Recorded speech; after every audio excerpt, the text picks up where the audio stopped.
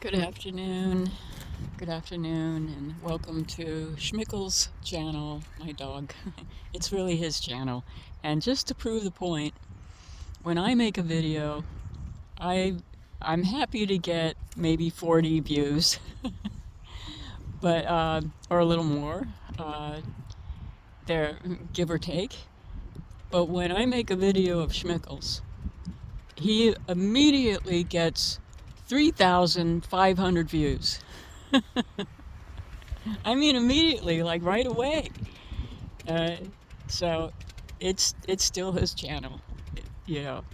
Um, but I've combined it with a, an audio journal for Richard.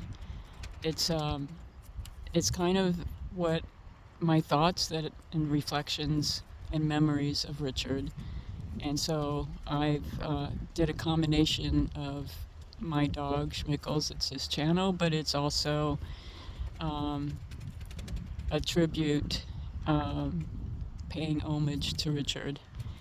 And I was thinking just a little while ago about how Richard used to park his van, and both his truck and his beautiful VW camper van, I tried to keep them going and start their engines. And uh, I had to call AAA because I'd start, they'd get it started, and then I would, about every 4 days, I'd go out and start it again just to keep the battery going. But if I didn't, if I didn't start it up within 4 days, if I waited even like a week, the battery would go dead on his truck, and the VW camper van, the battery just dead. It's and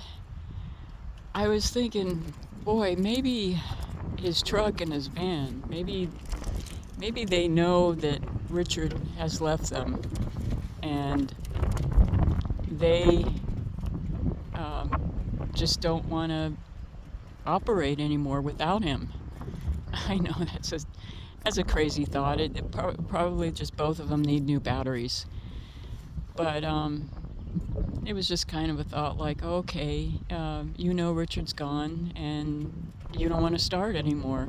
Um, I wish that I could start the VW van again, because if I could, I would park it where Richard parked it at times. He wouldn't leave it there because it would block the view in front of the cabin window, and um, but he would park it so that he could overlook the lake and open up the sliding door, and just it was his meditation time. Sometimes he would just relax in there, and other times he would maybe read something because he had his spiritual books in there.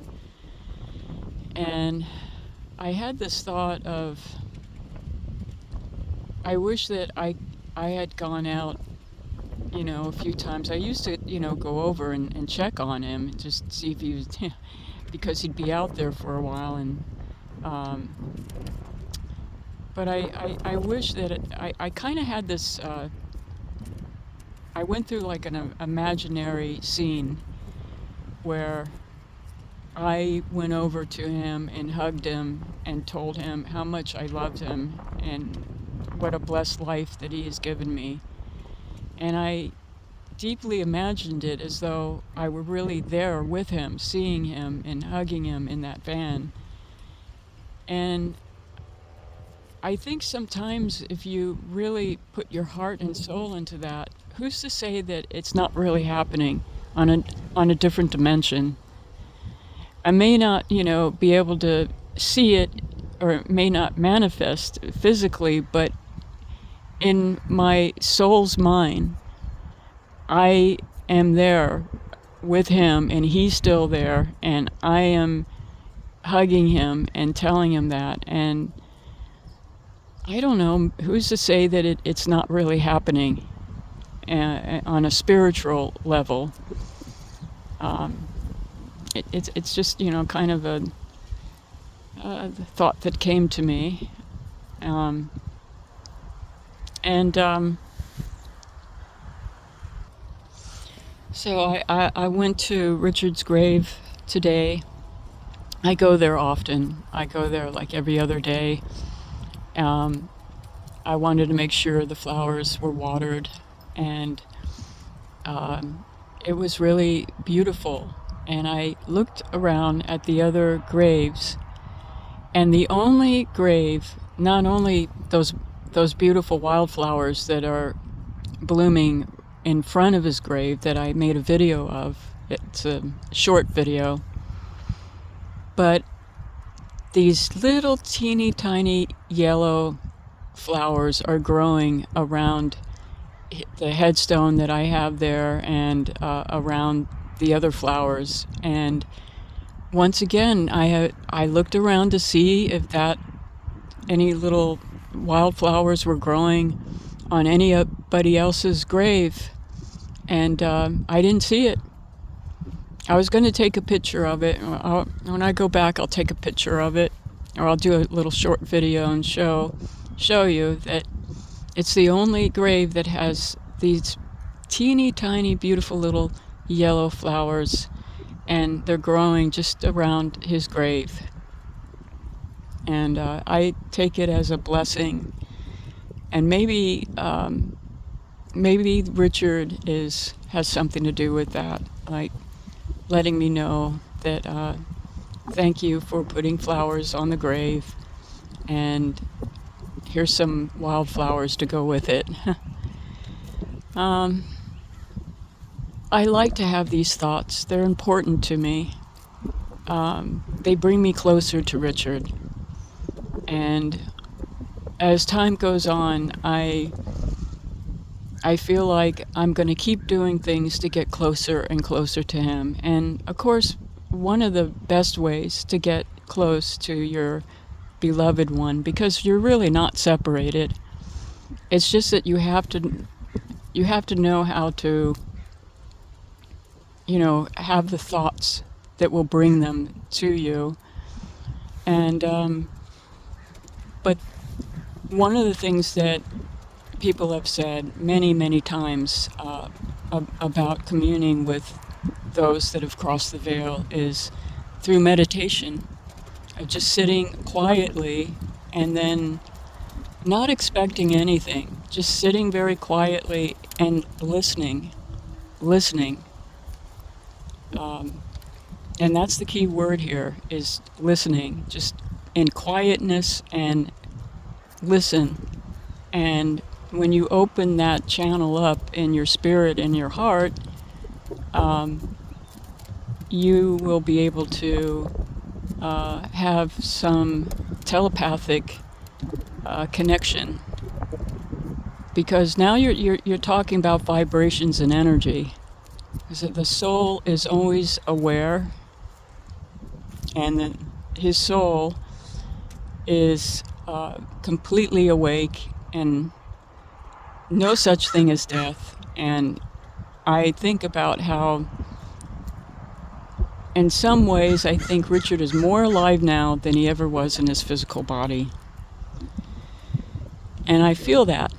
It's not something that you like a theory, an intellectual thought. It's a feeling, a deep emotional heart feeling, because that's where you really connect, is through the heart.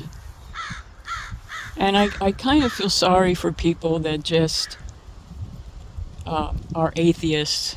They don't believe that there's anything beyond that. When a person dies, that's the end of them. Well, if you believe that, you will not have any connection with your loved ones that passed, because you're the one that turned off the channel, so to speak, with that thought. And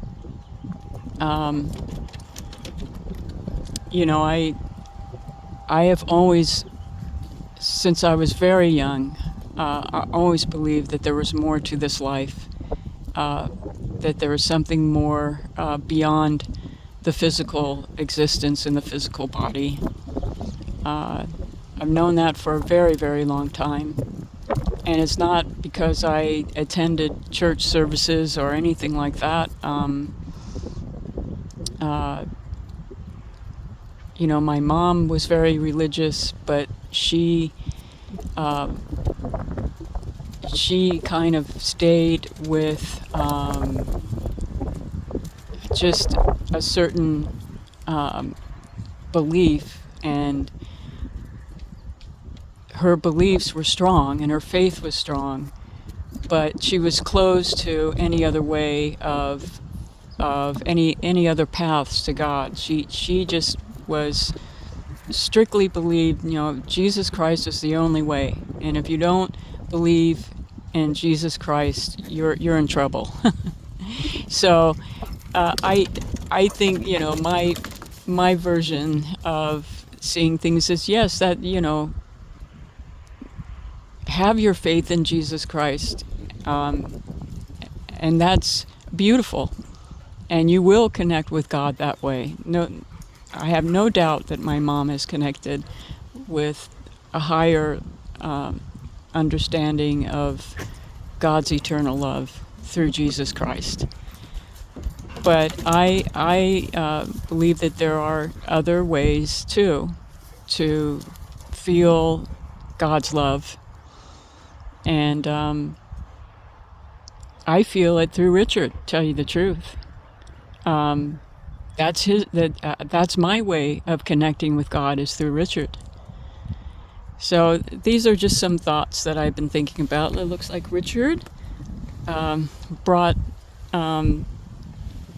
Schmickel's little friend over. I think there's Tank. Tank's over here playing with Schmickels.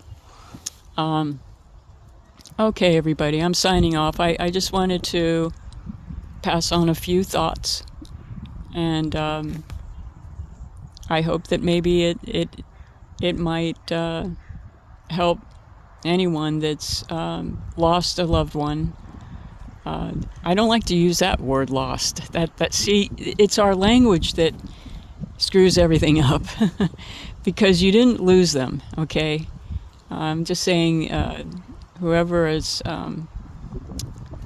if their beloved has crossed over, they're not far away. It's not like they're in a place where they're separate, separate places. They're here with us all the time. I mean, not, it's not like they're here every second being with you, but I'm just saying that they're able to hear us when we talk to them. They're able to feel our love for them, and I believe that absolutely. Okay, signing off. Have a good one. Bye bye.